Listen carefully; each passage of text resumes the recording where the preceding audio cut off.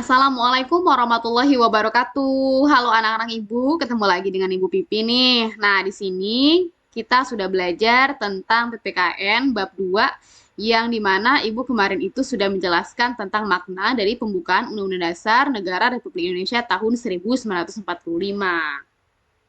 Sebelumnya, Ibu akan menjelaskan dulu tujuan pembelajaran ya. Nah, tujuan pembelajaran kita pada kegiatan ini, yang pertama kita deskripsikan dulu bagaimana isi dari alinea dan pokok pikiran yang ada, lalu kita bisa mensintesiskan isi alinea tersebut, artinya kita bisa melihat bagaimana isi alinea dan pokok pikiran yang ada, dan mengaplikasikannya dalam kehidupan kita sehari-hari. Nah, ini adalah bagian yang sudah kita bahas ya tentang makna pembukaan Undang-Undang Dasar Negara Republik Indonesia tahun 1945. Nah, di video kali ini kita akan bahas bagian yang kedua, yaitu pokok pikiran dari pembukaan Undang-Undang Dasar Negara Republik Indonesia tahun 1945.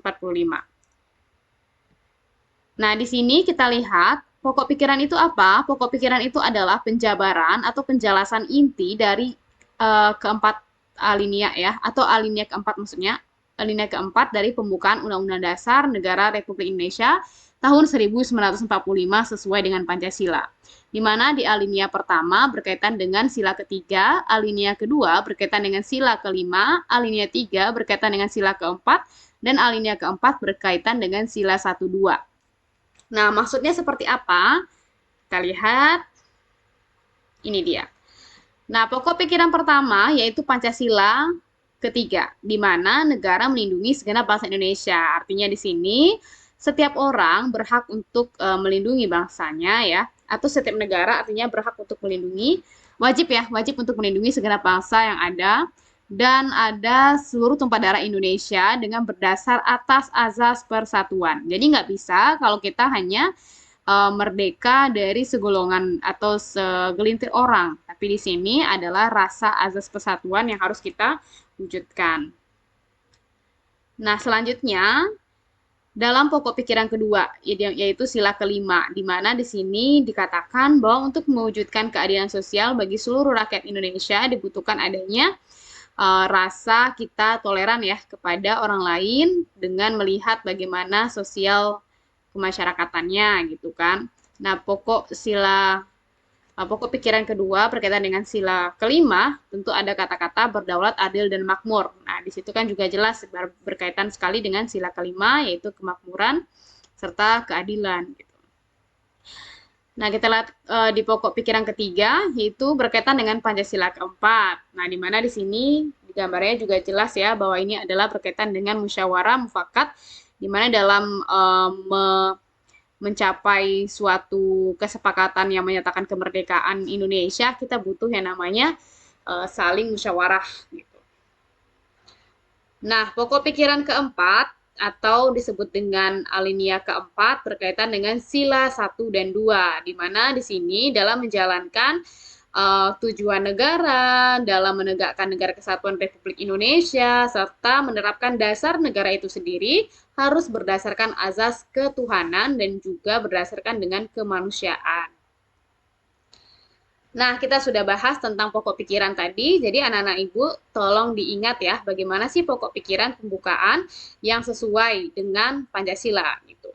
Kita lihat tadi ada alinea pertama berkaitan dengan sila ketiga, alinea kedua berkaitan sila kelima, alinea ketiga berkaitan sila keempat, dan alinea keempat berkaitan dengan sila 1 dan 2. Selanjutnya kita akan lihat sikap positif yang ada. Nah, berarti kalau sikap positif berarti kita tinggal hanya melihat dari pokok pikiran tadi yang sudah dipasangkan dengan Pancasilanya, berarti itu berkaitan dengan pengamalan dari masing-masing sila tersebut gitu. Nah, di sini sikap positifnya sudah Ibu bagi dalam 4 kelompok. Ada di lingkungan keluarga, ada lingkungan sekolah, lingkungan masyarakat, dan lingkungan negara. Kita akan coba bahas di lingkungan keluarga terlebih dahulu. Nah, ini berkaitan dengan sila ketiga ya, karena alinea pertama tadi berkaitan dengan sila ketiga, di mana kita lihat dalam contoh pokok pikiran persatuan di lingkungan keluarga ada rasa menghargai sesama anggota keluarga, menjaga sesama anggota keluarga rukun serta sopan santun dengan saudara dan orang tua. Kalau di lingkungan sekolah kita lihat berteman dengan semua orang, ikut peran aktif dalam kerja kelompok, atau juga bisa dengan tidak membeda-bedakan teman gitu ya. Oke, selanjutnya kalau di lingkungan masyarakat ada kata membaur ya, kita tidak boleh juga membeda-bedakan masyarakat dan juga kita bisa melakukan kegiatan-kegiatan bersama dengan masyarakat lainnya. Nah, untuk yang pokok pikiran persatuan yang selanjutnya di lingkungan negara, itu bagaimana kita mendahulukan kepentingan bangsa, menghormati orang lain walaupun kita berbeda suku, ras, dan agama. Nah, selanjutnya contoh pokok pikiran keadilan sosial dalam lingkungan keluarga. Nah, ini berarti sudah masuk alinea kedua ya, yaitu pokok pikiran keadilan sosial berkaitan dengan sila kelima, di mana di sini lingkungan keluarga berarti kita tidak memaksakan kehendak terhadap anggota keluarga lain, bersikap adil terhadap anggota keluarga, dan di lingkungan sekolah, bagaimana kita bisa menaati peraturan, masuk sekolah tepat waktu, dan melakukan kewajiban di sekolah. Kalau di lingkungan masyarakat, kita menjaga pergaulan dan harmoni dalam bertetangga dan membantu tetangga kita bila mengalami kesusahan. Lalu contoh pokok pikiran keadilan sosial dalam lingkungan negara, yaitu kita bisa membayar pajak tepat waktu, menjaga peralatan umum ya. Nah, selanjutnya pokok pikiran kedaulatan rakyat. Nah, ini berkaitan dengan sila keempat dalam alinea ketiga. Ingat ya, tadi 3, 5, 4. Ya, jadi ini masuk sila keempat dan berkaitan dengan alinea ketiga. Di lingkungan keluarga, kita harus ada diskusi dan musyawarah ya, seperti biasa pengamalannya. Lalu kita lihat contoh pokok pikiran di lingkungan sekolah. Oh, kita bisa melakukan musyawarah dan mufakat, menghargai pendapat teman dengan diskusi kelompok dan lain-lain. Nah, kalau di lingkungan masyarakat bagaimana? Oh, intinya kita ikut serta nih dalam penyelenggaraan pemilihan ketua RT, RW gitu.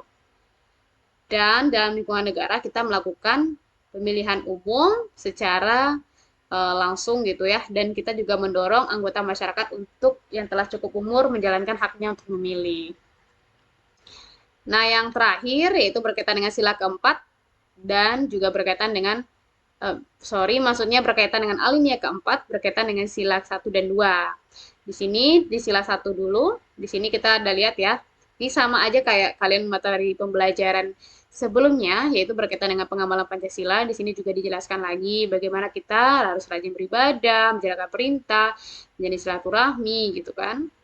Lalu kita lihat juga di lingkungan sekolah kita menghargai teman yang berbeda agama. Lalu di lingkungan masyarakat menghargai tetangga yang berbeda agama dengan kita. Dan kalau pokok pikiran di lingkungan negara, baiklah itulah penyampaian Ibu tentang materi kali ini. Semoga bermanfaat untuk kalian. Semangat terus belajarnya dan persiapan diri kalian untuk menghadapi penilaian tengah semester yang akan datang. Semangat! Dan Ibu akhiri, wassalamualaikum warahmatullahi wabarakatuh.